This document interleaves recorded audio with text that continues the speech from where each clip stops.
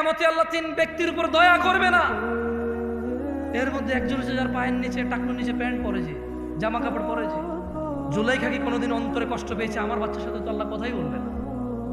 এদেশের আব্দুল্লাহ, আব্দুর রহমান, আব্দুর রহিমরা, এদেশের জামশেদরা কি কখনো এরকম নিজের বাচ্চার টাকনুর নিচে প্যান্ট দেখে কি কখনো কল্পনা করেছে হায় রে আমার আদরের সন্তানটার সাথে আল্লাহ কথাও বলবে না, দয়াও করবে না, রে কি করলো আমার ছেলে?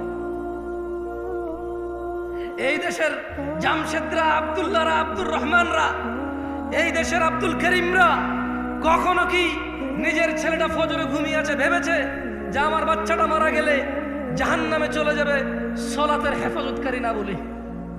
কোনদিন কি কল্পনা করেছে এই দেশের আব্দুল করিমরা?